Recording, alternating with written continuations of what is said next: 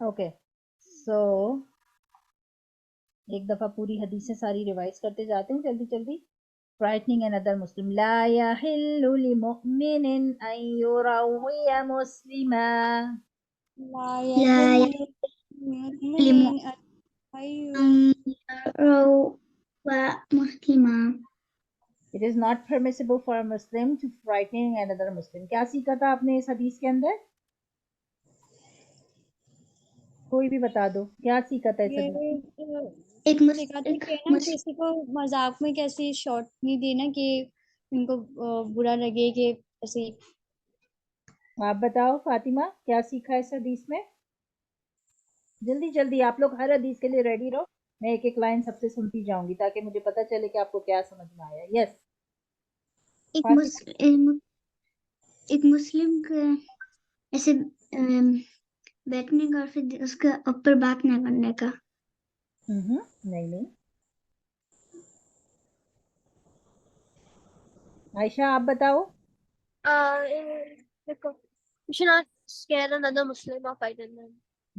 کسی کو ڈرانا نہیں ہے فاطمہ، ٹھیک ہے؟ کسی مسلمان کو ڈرانا نہیں ہے، اس کو کوئی ایسی تکلیف نہیں دینی ہے، اس سے کوئی ایسی بات نہیں کرنی ہے کہ وہ ڈر جائے، وہ خوف زدہ ہو جائے، ٹھیک ہے؟ یس.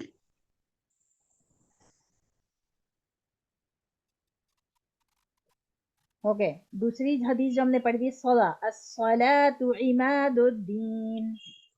السلام عماد الدین. اوکے اب آپ بتائیے عائشہ کیا سمجھ میں آیا تھا اس حدیث سے؟ The salah is the pillar of the deen. کیا سمجھ میں آیا کہ صلاح جو ہے وہ دین کا پلر ہے. آپ کو کیا سمجھ میں آیا فاطمہ آپ بتائیے. صلاح نماز کا دین ہے. نماز جو ہے وہ دین ہے ہمارا، ہماری دین کی سب سے امپورٹنٹ چیز ہے، ٹھیک ہے؟ ہنا آپ بتائیے. نماز جو ہے وہ کہتے ہیں نماز دین ہے. نماز دین کا کیا مطلب ہے؟ نماز دین ہے نماز پڑھنے کا. نماز پڑھ کے نماز پڑھنے کا، وہ نماز پڑھنے سے جو ہوتے ہے کہ ریلیکس ہوتے سکون ملتا ہے. مگر پلر سے کیا مراد ہے؟ دیکھیں تصویر میں بھی دکھا رہے ہیں نا آپ کو کہ پلر ہے، نماز پلر ہے. پلر سے کیا مراد؟ وہ جو مسلمان ہوتے وہ نماز پڑھتے، جو مسلمان نہیں ہے جیسے وہ نماز بھی نہیں پڑھتے، وہ وضو بھی نہیں کرتے، نان مسلم جو ہوتے. مگر پلر سے کیا مطلب ہے؟ عائشہ فاطمہ نماز کو پلر کیوں بولا ہے؟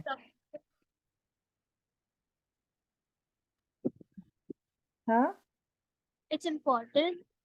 ہاں امپورٹنٹ تو ہے، وہ تو سب کو پتہ ہے امپورٹنٹ ہے، لیکن پلر کیوں کہا ہے اسے؟ Why they are using the word pillar for salah؟ کیونکہ پلر جو ہوتا ہے وہ فاؤنڈیشن ہوتا ہے نا، اس کے اوپر کوئی بھی چیز ہم بلڈ کرتے ہیں تو وہ کھڑی رہتی ہے. اگر ہمارا پلر ویک ہے تو کوئی چیز اس کے اوپر اسٹینڈ کرے گی؟ کوئی چیز اس کے اوپر کھڑی ہو سکتی ہے؟ نہیں ہو سکتی نا. یہ پلر دیکھیں یہ ویک تھا تو یہ بلڈنگ گر گئی نا. اگر ہماری نماز ویک ہوگی، خراب ہوگی، ہمارا دھیان نماز میں نہیں ہوگا، ہم انٹرسٹ سے نماز نہیں پڑھیں گے یا سرے سے پڑھیں گے ہی نہیں، چھوڑ دیں گے، تو کیا ہوگا کہ ہماری باقی چیزیں بھی اچھی نہیں ہوں گی. جو اللہ نے ہم سے کہا ہے کہ نماز کے بعد باقی چیزیں اچھی ہو آپ کی، وہ بھی اچھی نہیں ہوں گی. نہ آپ کے اخلاق اچھے ہوں گے، نہ آپ کے حقوق جو آپ کو ادا کرنے لوگوں کے وہ کچھ بھی اچھا نہیں ہوگا. جو اللہ کے حقوق ادا کرنے نہ وہ اچھے ہوں گے، نہ جو بندوں کے ادا کرنے وہ اچھے ہوں گے. کیوں؟ کیونکہ جس کی نماز اچھی ہوتی ہے اس کی باقی چیزیں آہستہ آہستہ خود اچھی ہوتی جاتی ہیں. جس کی نماز ہی اچھی نہیں ہوتی نا، نماز پلر کا کام کرتی ہے. پلر کے اوپر ہم باقی چیزیں کھڑی کرتے ہیں نا، ایسے ایسے ایسے ایسے. جب پلر ہی آپ کا خراب ہے تو پھر کیسے چیزیں کھڑی ہوں گی؟ اس کو یاد رکھنا ہے کہ نماز کو پلر کیوں کہا ہے. سوال میں آپ سے یہ پوچھوں گی کہ نماز کو پلر کیوں کہا ہے؟ نماز دین کا ستون ہے، نماز پلر ہے. کیوں ہے پلر؟ اس لیے ہے کہ آپ کی نماز اچھی ہوگی تو آپ کی باقی چیزیں اس کے اوپر کھڑی ہوں گی نا. آپ کے اخلاق اچھے ہوں گے، آپ حقوق کو ادا کریں گے، صحیح طریقے سے, چاہے وہ اللہ کے ہوں چاہے بندوں کے ہوں. لیکن جب آپ کی نماز ہی اچھی نہیں ہوگی تو آپ کو خوف ہی نہیں آئے گا. نماز کیا لاتی ہے دل میں؟ اللہ کا خوف لاتی ہے نا, اللہ کی محبت لاتی ہے, اللہ کا خوف لاتی ہے. جب اللہ کا خوف ہوتا ہے, محبت ہوتی ہے, یہ پلر مضبوط ہوتا ہے, تو اس کے اوپر آپ جو بنانا کھڑا کرنا چاہیں وہ کھڑا ہو جائے گا. لیکن اگر آپ کا پلر ہی ویک ہے تو آپ تو کچھ بھی کھڑا نہیں کر سکتے, ہر چیز گر جائے گی مجھے. ٹھیک ہے, اس لیے یاد رکھنا ہے کہ نماز کو پلر کیوں کہا ہے. اب نیکسٹ ٹائم میں پوچھوں, ٹیسٹ لوں گی میں نیکسٹ ٹائم آپ لوگوں سے اس پوری حدیث کا, دھیان سے سنیے اور ریوائز کر کے رکھنی ہے ساری حدیثیں, کیونکہ میں آپ سے پوچھوں گی اس حدیث میں کیا سمجھ میں آیا, اس حدیث میں کیا سمجھ میں آیا, صحیح سے ایکسپلین کرنا ہے سب نے. کیونکہ اب آج آپ کی لاسٹ حدیث ہوگی تو آپ نے جو ہے وہ حدیث کا ٹیسٹ دینا ہے اس بک کا. ٹھیک ہے, تو آپ نے پوری پریکٹس کر کے رکھنی ہے انشاءاللہ. اچھا, نیکسٹ حدیث ہے بریکنگ ٹائل. لا يدخل الجنة قاطع. لا يدخل الجنة خاطئ. کیا سمجھ میں آتا ہے اس حدیث سے؟ کہ آپ بتائیے, کون بتائے گا پہلے, کیا سمجھ میں آتا ہے اس حدیث سے؟ The one who will break ties will not enter Jannah. ہاں, تو اس کو ایکسپلین کیجئے. یہ تو میننگ پڑھا ہے نا آپ نے, ٹرانسلیشن پڑھی ہے, اس کو Someone who breaks promises will not enter Jannah.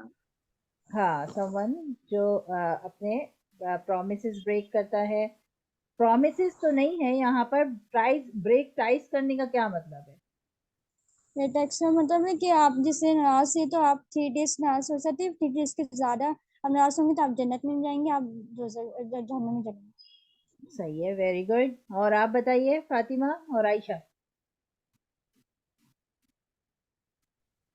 If we break like ties with someone, we will not enter Jannah. That means if we break promises or do not keep in touch with someone, we will not enter Jannah.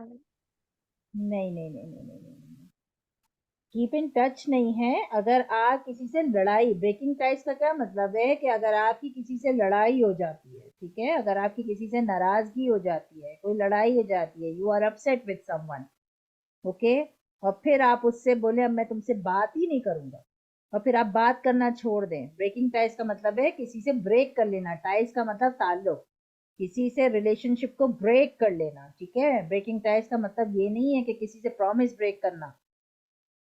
Breaking ties کا مطلب ہے کسی سے relation شپ کو break کر لینا کسی بھی ریزن سے, چاہے اسی کی غلطی ہو.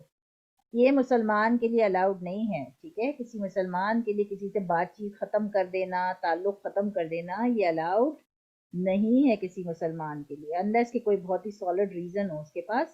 لیکن یہ مسلمان کے لیے الاؤڈ نہیں ہے, اور اگر وہ ایسا کرے گا تو جنت میں نہیں جائے گا. بریکنگ ٹائز کا مطلب پرومسز نہیں ہے. ٹھیک ہے, یاد رکھے, پرومسز نہیں ہے. بریکنگ ٹائز کا مطلب ہے وہ, اوہو میرا لیپ ٹاپ بند ہو رہا ہے, ایک سیکنڈ آپ ہولڈ کیجئے تو پھر میں اس کو کنیکٹ کر لوں دوبارہ سے. تو یہاں پر یہ یاد رکھنا ہے کہ بریکنگ ٹائز کا مطلب کیا ہے, کسی سے بات چیت کو ختم کر دینا. ٹھیک ہے, بالکل بات چیت اسٹاپ کر دینا, کسی سے بات نہ کرنا. ٹھیک ہے, بات کو فوراً ختم کر دینا چاہیے. اگر آپ کی غلطی ہے آپ سوری کہہ دو, سامنے والی کی غلطی ہے تو اس سے کہہ دو کہ وہ سوری کر لے. وہ نہیں بھی سوری کرتا ہے تو 3 دن سے زیادہ اللہ نے اجازت نہیں. بہت ناراض ہیں تو کسی سے 3 دن کے لیے اجازت ہے, وہ بھی پیرنٹس کے ساتھ نہیں, پیرنٹس کے ساتھ نہیں. ٹھیک ہے, تو 3 دن اگر آپ کسی سے بات چیت نہ کریں اٹس اوکے, اگر کسی ناراضگی کی وجہ سے, لیکن 3 دن سے زیادہ اجازت نہیں ہے. ٹھیک ہے. اچھا, beginning with the right side is تعالى أحدكم. إذا تعالى أحدكم فليبدأ باليمنى. فليبدأ باليمنى. فليبدأ باليمنى. فليبدأ باليمنى. وإذا نزع وإذا فليبدأ بالشمال. فليبدأ بالشمال. Okay, when one of you puts on shoes, he should begin with the right, and when he removes his shoes, he should begin by removing the left shoes first. کیا سمجھ میں آتا ہے اس حدیث سے؟ ون بائی ون بتائیے جلدی جلدی. اس سے یہ سمجھ آتا ہے کہ آپ جو وہ اگر آپ کپڑے پہن رہے ہیں یا پھر کپڑے پہن رہے ہیں تو آپ سیدھی طرف کر کے پڑھیں گے، اور جب اتارے ہوں گے تو الٹی طرف، الٹی سائڈ سے اتاریں گے. گڈ.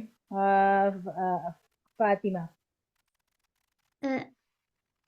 جب باہر جائیں گے تو رائٹ فٹ، اور اندر آئیں گے تو لیفٹ. Okay good. اور عائشہ.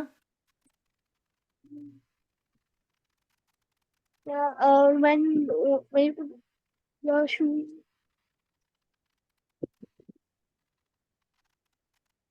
Yeah, when we put our shoes on, we should put on the right one first, and then when we remove the shoe, we should remove the left one first. Actually حدیث تو ہمیں shows کے بارے میں بتا رہی ہے نا. آپ نے اور فاطمہ آپ نے جو بتایا وہ تو ایگزامپلس تھی جو ہم نے کلاس میں ڈسکس کی. تو پہلے ہم بتائیں گے کہ حدیث میں ہم نے کیا سمجھا ہے. حدیث میں ہم نے یہ سمجھا ہے کہ جو عائشہ نے بتایا کہ شوز کی بات ہو رہی ہے. دیکھیے یہاں پر شوز کی بات ہو رہی ہے، تو پہلے ہم نے شوز ہی ایکسپلین کرنا ہے، کیونکہ حدیث کو پہلے ایکسپلین کریں گے نا، پھر ایگزامپلس کو ایکسپلین کریں گے. تو حدیث ہمیں بتا رہی ہے کہ جب آپ پہنیں گے شوز تو رائٹ فرسٹ، اتاریں گے تو لیفٹ فرسٹ. ٹھیک ہے. اچھا، اس کے بعد آ جائے وضو. من تودع من تودع فأحسن الوضوء فأحسن الوضوء خرجت خطاياه خرجت خطاياه من جسده من جسده حتى تخرج حتى تخرج من تحت أظفاره. من تحت أظفاره. کیا سمجھا ہم نے اس وضو کے اندر؟ پہلے آپ نے حدیث کو ایکسپلین کرنا ہے، پھر ساتھ میں ایگزامپل ایکسپلین کرنی ہے. ٹھیک ہے. He who makes wuzu and does it perfectly, his sins leave the body, even from beneath his nails. کیا سمجھ میں آتا ہے اس حدیث سے؟ کون سب سے پہلے بتائے گا؟ حدیث میں یہ سمجھ آتے ہے کہ نا وضو کرتے ہوئے وضو کی دعا پڑھتے، اور وضو کرتے ہوئے جو دھیان کہیں اور نہیں ہونے چاہیے، اور کہتے وضو کرتے ہوئے فنڈس بائی فنڈس وہ بول کے دعا مانگنی چاہیے کہ ہاتھ کی وضو ہے تو ہاتھ کی گناہ معاف ہو جائیں، منہ کی وضو ہے تو منہ کے وہ گناہ معاف ہو جائیں، پیر کی وضو ہے تو پیر کی وضو معاف ہو جائیں. Good job. اوکے. دوسرا کون ایکسپلین کرے گا؟ جب وضو کریں گے تو دعا پڑھنے کا. Very good. وضو اور کرتے ہیں تو دعا پڑھتے ہیں. اور ہاتھ دھوئیں گے تو ہاتھ کا گناہ معاف کرنے کا، اور کان دھوئیں گے تو کان کا گناہ معاف کرنے کا، اور پیر دھوئیں گے تو پیر کا گناہ معاف کرنے کا. Very good Aisha. یا very good very good. Aisha.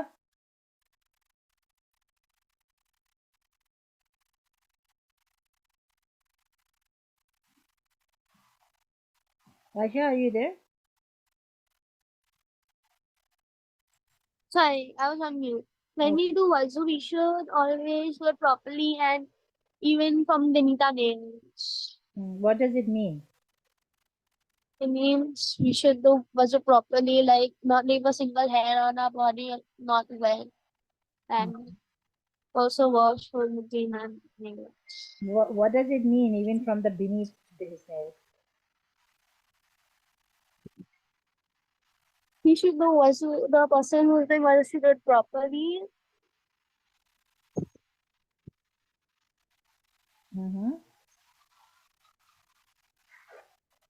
Even there? Okay, just give me a second.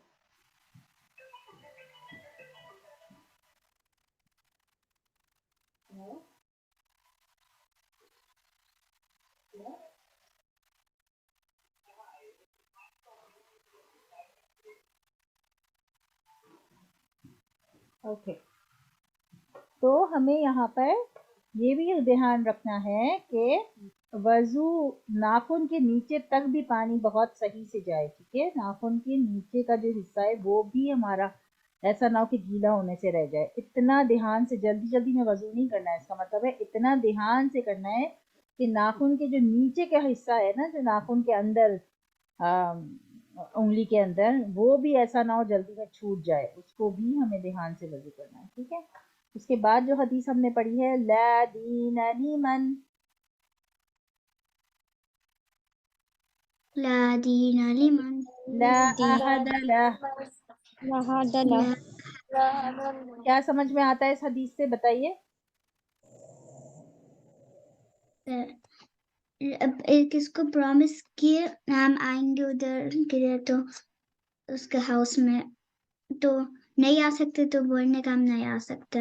Very good. اگر ہم کسی سے کوئی بھی پرومس کرتے ہیں، فار ایگزامپل اس کے گھر جانے کا یا کوئی ٹائم ڈیسائیڈ اگر کرتے کسی ہیں، کو اگر کوئی گفٹ دینا ہو یا کہیں جانا ہو تو پھر وہ اگر کوئی کام پڑ گیا تو پھر اس کو اس کر لیں کہ ایسے ہی نہیں آ سکتے. بتانا ہے ان کو ہاں کہ ہم نہیں آ پا رہے ہیں، کوئی ریزن ہو گیا ہے. عائشہ آپ بتائیے.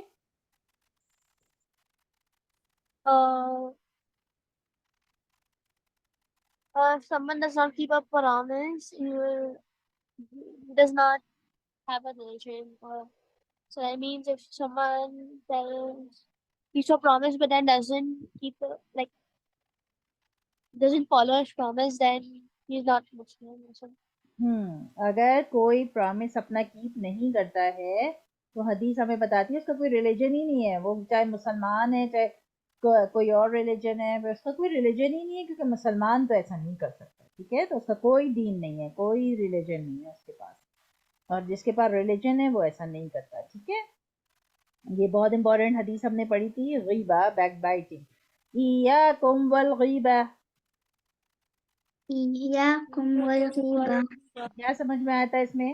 سیو یور سیلف فرام غیبت بیک بائٹنگ. کیا سمجھ میں آیا تھا؟ جلدی سے کون بتائے گا؟ کہتے کہ کوئی اگر موجود ہو یا نہ بھی موجود ہو تو ان کی اپوزٹ جو ہے وہ بات نہیں کرنا چاہیے. ہوں ہوں Fatima,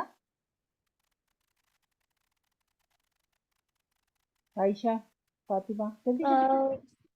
We should save ourselves from backbiting. That means we should not, like if someone does bad to us, we should not do bad to them again. And we should just forgive them. کیا سمجھ میں آتا ہے کہ جو absent ہے، جو سامنے موجود نہیں ہے، اس کے بارے میں کبھی بھی نہیں بات کریں. ٹھیک ہے. اوکے. ٹھنگ کیا پڑھا تھا؟ Safeguard your thing. احفظ لسانک، کیا سمجھ میں آیا سیف گارڈ یور ٹھنگ سے؟ کچھ بھی بری بات نہیں بولنے کا. Very good. بری بات نہیں بولنا چاہیے. اور عائشہ، فاتحینہ،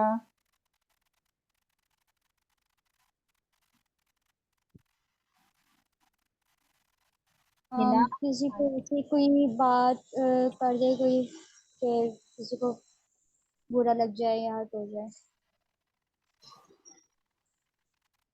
اپنی زبان کی بہت حفاظت کرنی ہے. کوئی ایسی بات نہیں کہنی ہے کہ کسی کو بری لگ جائے، اور ہمیشہ نرم بات کرنی ہے، سافٹ بات کرنی ہے. ٹھیک ہے. عائشہ آپ بتائیے جلدی سے تاکہ میں دوسری حدیث پہ جاؤں. We should safeguard our tongue. That means we should not say bad things or do bad things to something. ہاں، any kind of bad thing نہیں بولنا. ٹھیک ہے. Kindness towards other. اطعم الجاعی وعود المریض. اطعم الجائع بعود المریض. وعود Feed the hungry and visit the sick. کیا سمجھا تھا ہم نے اس حدیث سے؟ کوئی بیمار ہے اور اس کو ہیلپ چاہیے تو اس کو ملنے جانے کا، اس کو کچھ لے کے جانے کا، ایسے تو اس کو چاہیے. اگر کوئی بیمار ہے تو اس کو کھانا دینے کا اور اس کو وزٹ کر کے آنا. اچھا آپ بتائیے ہینا، کیا سمجھا تھا اس حدیث؟ کلاس میں تھی نہیں. تو آپ نے ریکارڈنگ نہیں سنی؟ کلاس میں نہیں تھی تو ہاں، تو آپ اس کی حدیث کی ریکارڈنگ سنیے گا، پھر آپ کو پتا ہونا چاہیے نا. کلاس اگر مس ہوتی ہے تو آپ کو ریکارڈنگ سے کیچ اپ کر لینا چاہیے نا. Okay, yes, Aisha. Yes. We should feed the hungry and visit the sick. I mean, we should help people who are needy and visit our family members who are sick. Good job. Yes, ठीक है. अच्छा, अब हमारी ये last हदीस है और next week मैंने आपका हदीस का ऐसे ही टेस्ट देना है, ठीक है? तो आपने करना ये है, लास्ट की 2-3 जो क्लासेस हैं उसमें हमने बहुत डिटेल से दोबारा रिवाइज किया है सारी हदीसों को, तो वो रिकॉर्डिंग्स लगा के सुननी है और एक दूसरे से क्वेश्चन पूछना है हर हदीस के बारे में कि इस हदीस में क्या समझ में Okay. आ रहा है, इस हदीस में क्या समझ में आ रहा है, और बहुत अच्छे से सारे हदीस को दिमाग में बिठाना है. एग्जाम्पल अलग चीज होती है, हदीस अलग चीज होती है. पहले हदीस को एक्सप्लेन करना है कि हदीस से क्या समझ में आई ये चीज, ठीक है? हदीस क्या बता रही है, उसका तर्जुमा में क्या बता रहा है, फिर उसकी एक्सप्लेनेशन बतानी है, ठीक है? इदा गदिबा إذا إذا غضب غضب अहदुकुम أحدكم फलयस फलयस्कुत. فليسكت. आई थिंक हमने ये वाली हदीस भी की थी या नहीं की थी? नहीं हुई थी. कहते हैं. नहीं किया था. अच्छा. When you become angry, keep silent. जब आपको गुस्सा आए तो आपने क्या करना है? खामोश हो जाना है, ठीक है? ये बहुत इंपॉर्टेंट हदीस है. क्यों बहुत इंपॉर्टेंट हदीस है बैक बाइटिंग की तरह? क्योंकि शैतान इंसान को गुस्सा कौन दिलाता है? शैतान, ठीक है? ये बात याद रखनी है. गुस्सा कौन दिलाता है? शैतान दिलाता है गुस्सा. और जब किसी इंसान को गुस्सा आता है ना, तो वो फिर भूल जाता है सामने वाला मेरे से उसका रिलेशनशिप क्या है, मेरे पेरेंट्स हैं या मेरा हस्बैंड है या मेरी वाइफ है या मेरी बहन है या मेरा भाई है या मेरा फ्रेंड है या मेरा नेबर है, सब जहन से निकल जाता है. शैतान उसको सब भुला देता है और वो चीख रहा है या वो चिल्ला रहा है, वो गुस्सा कर रहा है, तो क्या होता है? शैतान उसको सब कुछ भुला देता है. गुस्सा ऐसी चीज है, इतना नापसंद है अल्लाह सुब्हानहू व तआला को, इतना नापसंद है कि गुस्सा जो है वो इंसान को सब कुछ भुला देता है, ठीक है? जो इंसान को जो सबसे ज़रूरी चीज़ है वो गुस्से पे अपने कंट्रोल करना सबसे ज़रूरी है. तो क्या उसका सही तरीका नबी सल्लल्लाहु अलैहि वसल्लम ने हमें हदीस के ज़रिए समझाया है कि जब गुस्सा आए तो खामोश हो जाओ, गुस्से में कुछ भी नहीं बोलो, ठीक है? हम समझते हैं गुस्सा आ गया अब निकाल दो, बोलते जाओ बोलते जाओ बोलते जाओ बोलते जाओ, चीखो चिल्लाओ, हर एक को बताओ मुझे गुस्सा आ गया. जबकि इस्लाम हमें क्या सिखाता है? जब गुस्सा, देखें, अपनी फीलिंग को एक्सप्रेस करना, जब आप खुश हैं तो अपने आप को एक्सप्रेस करना कि मैं खुश हूँ, बताना सबको कि मैं खुश हूँ. आप नाराज हैं तो बताना कि मैं नाराज हूँ, अपने इमोशंस से जाहिर करना कि मैं नाराज हूँ. अगर आप खौफजदा हैं किसी चीज से तो आप अपने इमोशन से बताते हैं मुझे डर लग रहा है, ठीक है? ऐसे ही गुस्सा भी एक इमोशन है, ठीक है? गुस्सा भी एक इमोशन है, हर इंसान को आता है, किसी को बहुत ज्यादा आता है, किसी को कम आता है, ठीक है? तो लेकिन उस गुस्से को के इमोशन को जाहिर कैसे करना है दूसरे के सामने? जब हम खुश होते हैं तो कैसे जाहिर करते हैं कि हम खुश हैं? हम स्माइल करते हैं ना, हम मुस्कुराते हैं ताकि सामने वाले को पता चलता है कि हम खुश हैं. जब हम उदास होते हैं, जब हमारे को कोई तकलीफ पहुंचती है तो हम अपना इजहार कैसे करते हैं?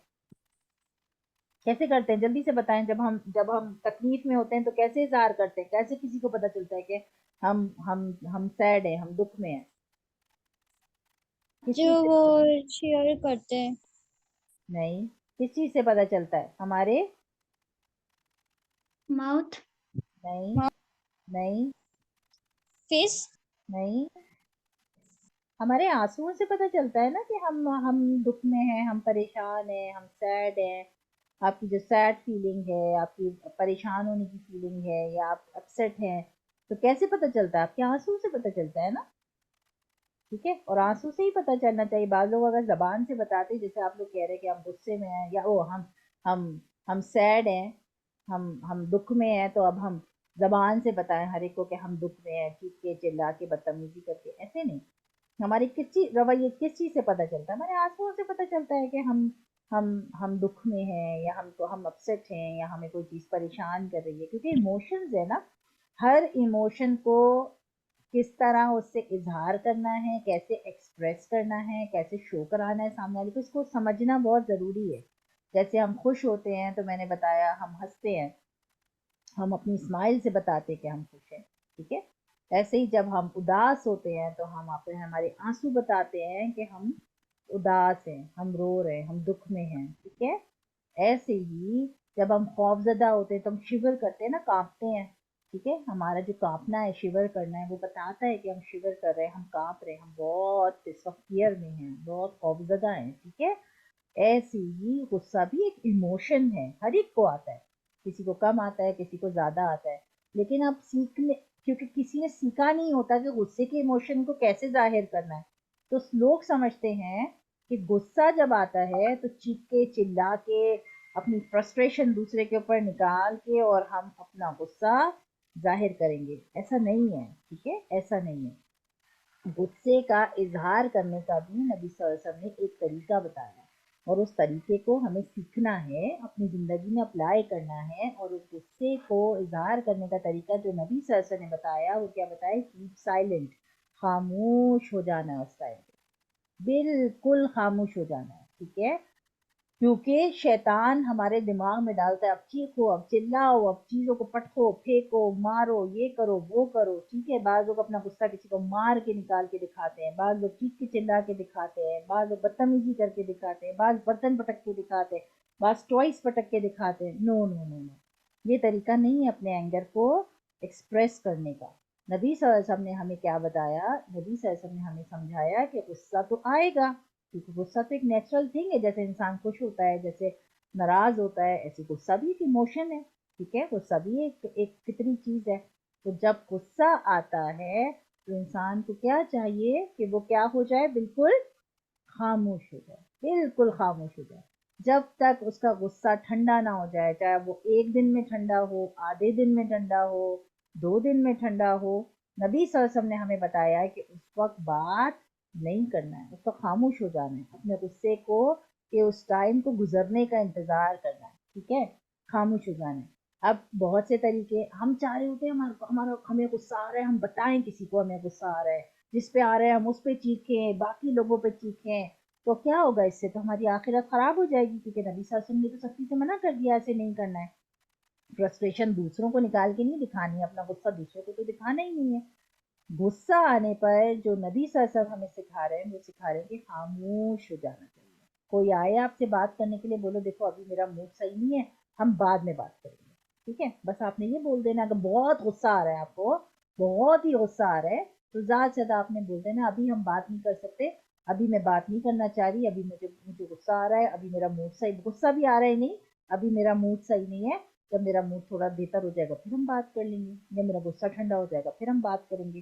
تو کیا ہوتا ہے جب غصہ ٹھنڈا ہو جاتا ہے نا انسان کا، کیونکہ شیطان ہوتا ہے نا جو غصہ لا رہا ہوتا ہے، جب غصہ ٹھنڈا ہو جاتا ہے تو پھر انسان نا اپنی بات کو سمجھاتا تو ہے لیکن نرمی کے ساتھ سمجھاتا ہے. دیکھو مجھے تمہاری اس وقت یہ بات سمجھ میں نہیں آئی تھی، تمہیں ایسے نہیں، اس وقت ایسے کرنا چاہیے تھا، ایسے بولنا چاہیے تھا، ایسے بہیو کرنا چاہیے تھا. کیونکہ غصہ ٹھنڈا ہو جاتا ہے نا، پھر وہی بات انسان جو چیخ چلا کے بتانے کی کوشش کر رہا ہوتا ہے، وہ آہستہ سے بتاتا ہے، نرمی سے بتاتا ہے اور طریقے سے بتاتا ہے. یہ بھی نہیں کہہ رہا اسلام کہ بتاؤ ہی نہیں سامنے والے کو کہ تمہیں کون سی بات بری لگی تھی یا کون سی بات پہ غصہ آیا تھا.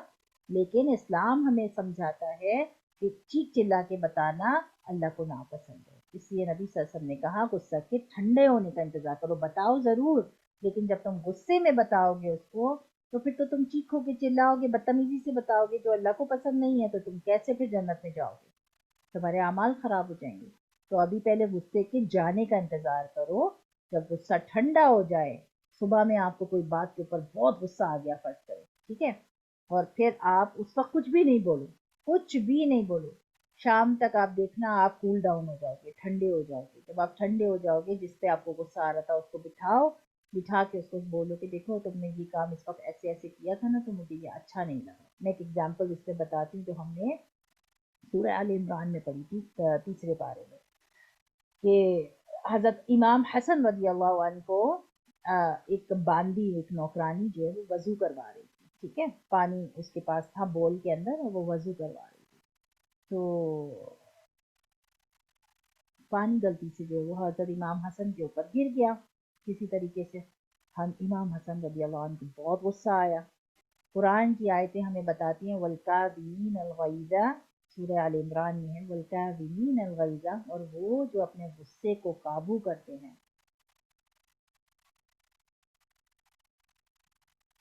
والکاظمین الغیظ، مجھے دوسرا ورڈ اس کا یاد نہیں آ رہا ہے، اور آخری ہے عافین عن الناس، ہاں والعافین عن الناس، اور لوگوں سے درگزر کر دیتے ہیں، واللہ یحب المحسنین، وہی اللہ کے پسندیدہ بندے ہیں۔ اگر کچھ الفاظوں میں آگے پیچھے ہوا تو اللہ معاف فرمائے، قرآن کی آیتیں ہیں والعافین عن الناس واللہ یحب المحسنین، تو وہ جب غصہ آتا ہے تو سامنے والے کو کیا کرتے ہیں، درگزر کر دیتے ہیں، معاف کر دیتے ہیں۔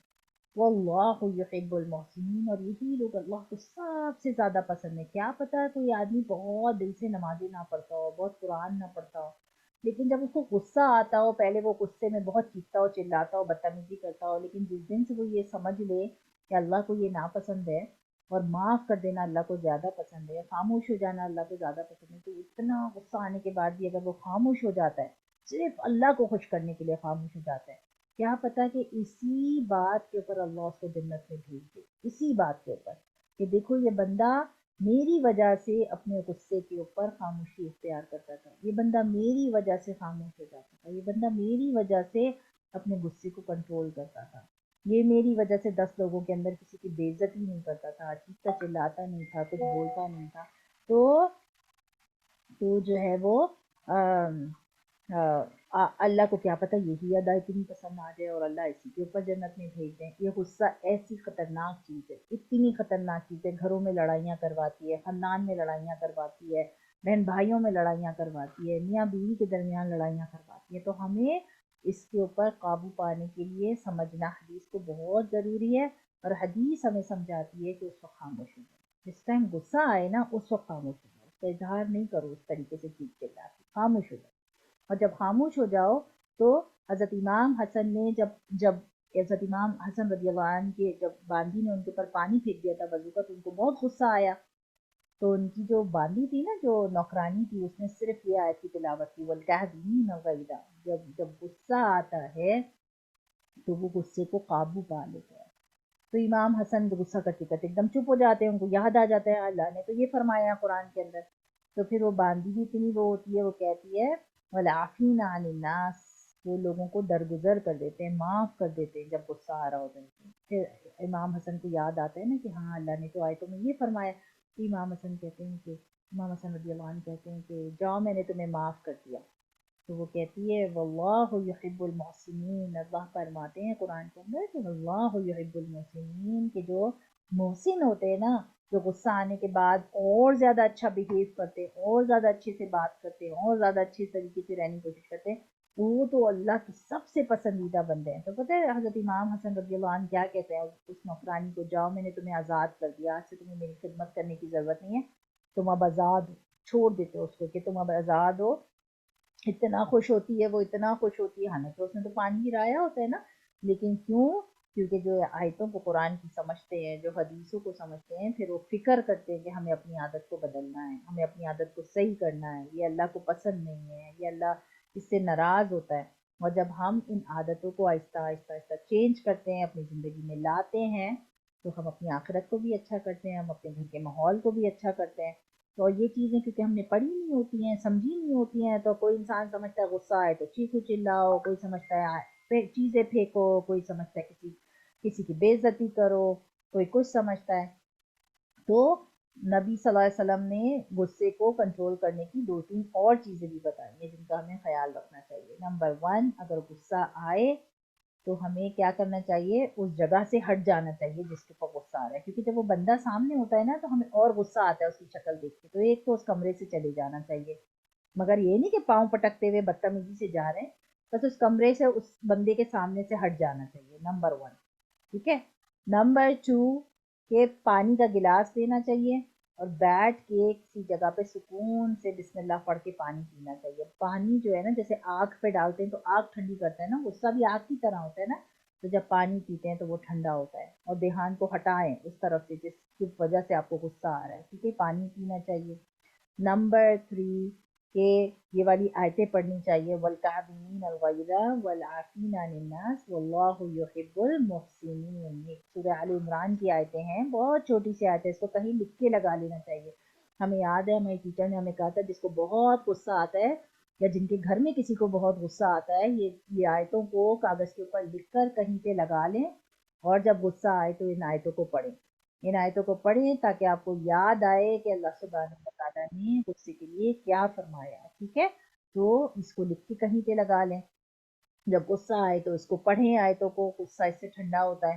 دوسرا یہ کہ درود شریف پڑھیں. ٹھیک ہے, بیٹھ کر درود شریف پڑھیں, درود شریف سے بھی غصہ ٹھنڈا ہوتا ہے.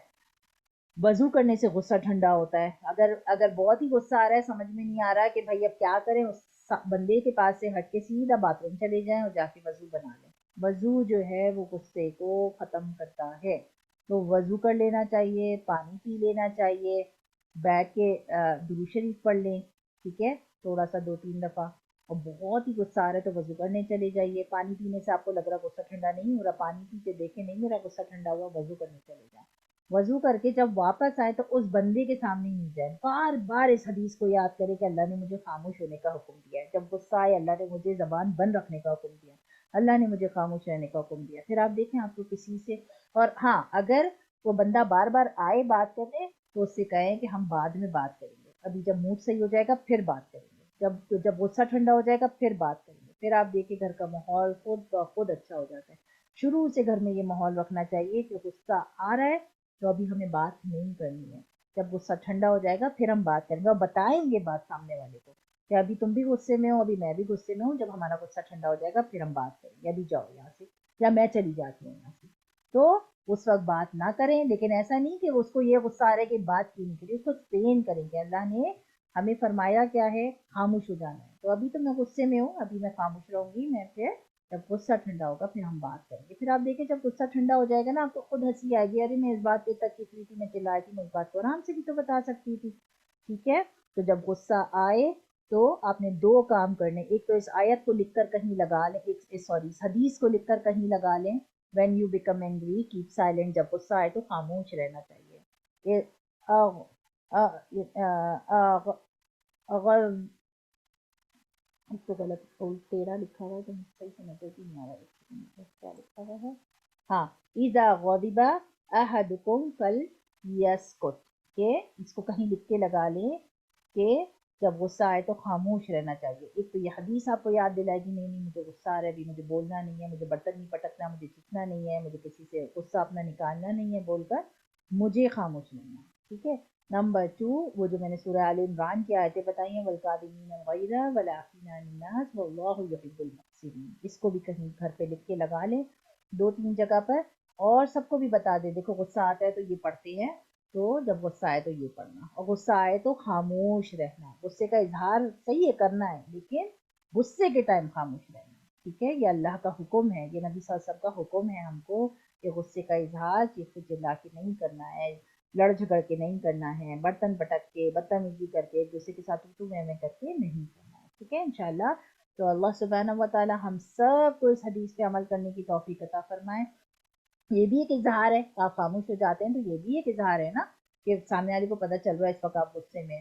تو ہمیں شروع سے بچوں کو یہ سمجھانا چاہیے, غصہ آئے اس کو خاموش ہو جانا ہے. ٹھیک ہے, جب غصہ ٹھنڈا ہو جائے پھر آپ بتائیں مجھے اس بات پہ غصہ آ رہا تھا, اور آرام سے بتانا ہے. جب بالکل آپ کو لگے اب میرا غصہ ختم ہو گیا, چاہے 1 دن میں ختم ہو چاہے 2 دن میں ختم ہو, لیکن جب غصہ آئے تو بات نہیں کرنا ہے, بالکل بھی بات نہیں کرنا ہے. اس کو بتا دینا بھی ابھی میرا موڈ صحیح نہیں ہے, جب موڈ صحیح ہوگا, اور یہ نہیں کہ بدتمیزی سے بتا رہے ہیں میرا موڈ صحیح نہیں ہے ابھی جاؤ یہاں سے, ایسے نہیں. ابھی میں بھی غصے میں ہوں, ابھی تم بھی غصے میں ہو, جب ہمارا غصہ ٹھنڈا ہو جائے گا تو پھر ہم بات کریں گے. وہ بھی یہ ان کے لیے جن کو بہت زیادہ غصہ آتا ہے. جن کو کم غصہ آتا ہے ان کو تو چاہیے کہ وہ آہستہ آہستہ اپنی اس عادت کو ہی ختم کرے, کیونکہ ایک شیطانی عادت ہے, غصے کا آنا شیطانی عادت ہے.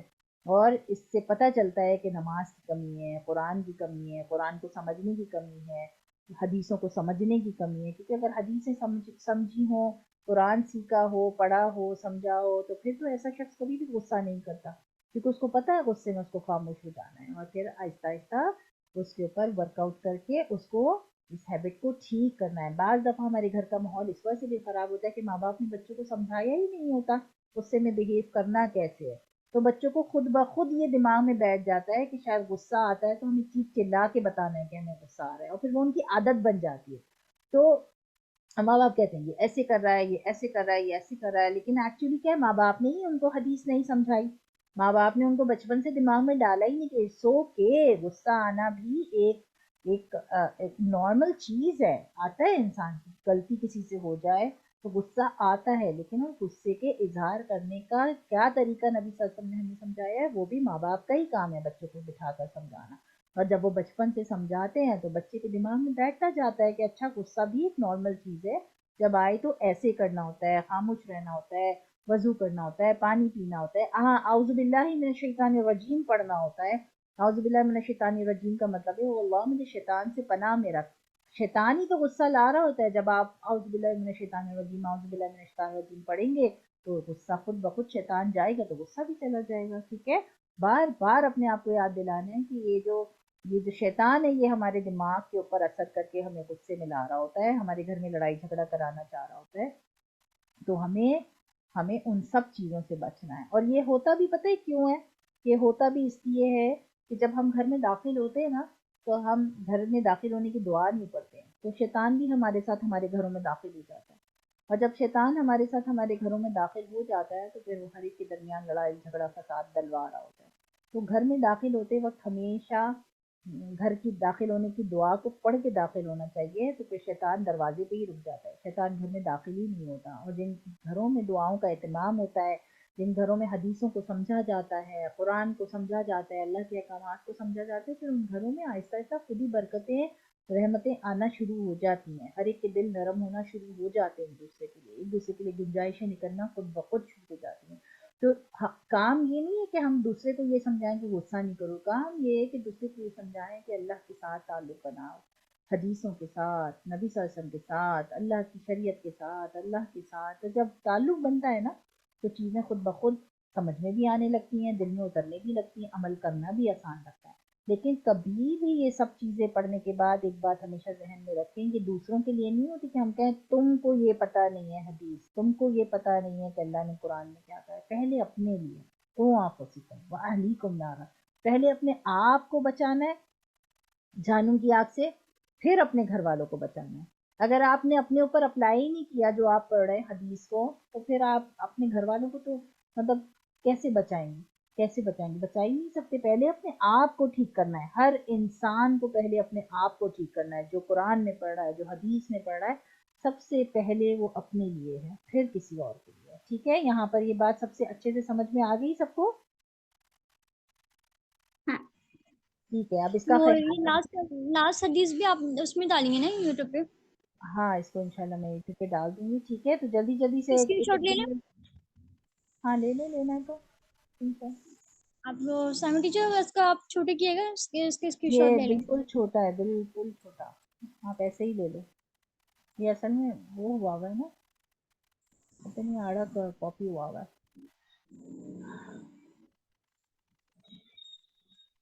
لے لیا؟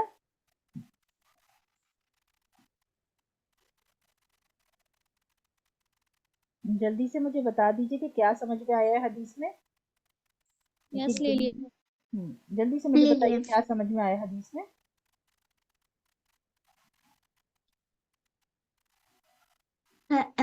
اینگری ہے تو اب ادھر وہ دیکھ رہا ہے تو چپ رہنے کا، اور وہ اس کو بات کرنے کا تو اس کو بولنے کا اب بھی ہم کو نہیں بات کرنے کا.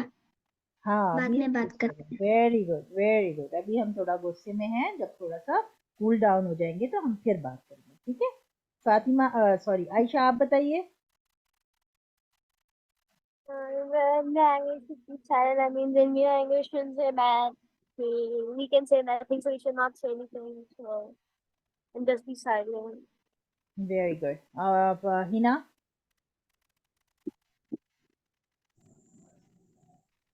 جب غصہ آئے تو خاموش ہو جانا چاہیے، یا پھر جو ہے وہ کہتے ہیں وہاں سے خاموشی سے چلے جانا چاہیے، یا تو پھر جو ہے وہ بچہ ٹھنڈا کرنے کے لیے یا تو پانی پی لے، یا تو پھر وضو کر لے، یا تو پھر بولیں کہ غصہ آ رہا ہے تو پھر تھوڑی دیر بعد بات کریں.